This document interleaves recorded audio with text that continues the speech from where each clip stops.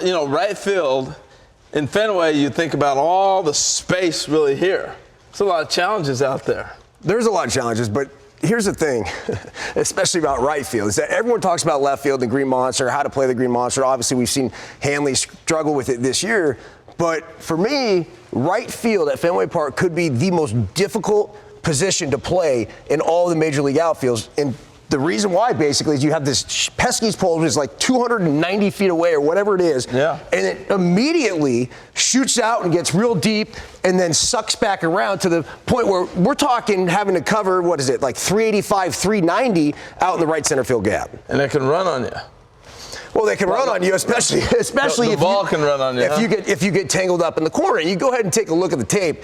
Okay. Basically, what we have here are guys that overcommit. Now, here's Daniel Nava trying to make the play. He doesn't do it. But look at what can happen when you get yourself in a situation where you overcommit at Pesky's pole. It can get ugly. We're just talking about basic balls down the line, and you see right here, here's one played essentially as well as you can play it.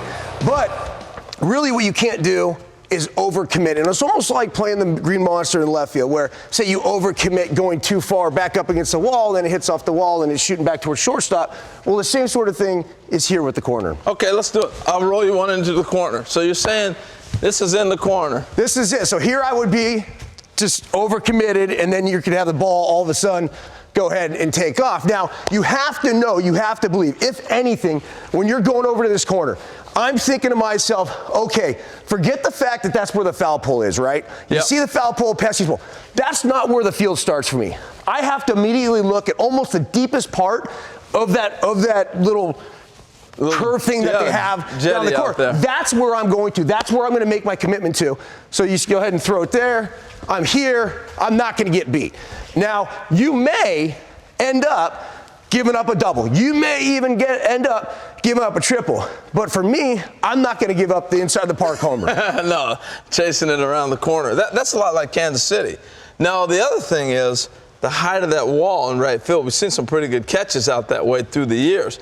Cole Calhoun is playing out there tonight, and he's made a nice catch out there before. You're right, and Brusney Castillo's playing for the Boston Red Sox, and he'll be fresh from Pawtucket. But that's the cool thing about Fenway Park is, sure, you have the monster in left, but my goodness, that makes for some entertaining over-the-wall catches that you have in right field. And it's kind of in a tricky area, almost to the point where you're very susceptible when you're standing near the wall. Look at where Calhoun was.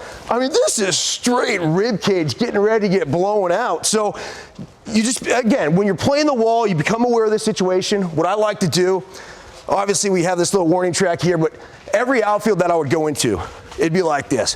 1, 2, 3. Okay, I have 3 full steps. I know when I get to the warning track. And then at which point you know the wall's coming up.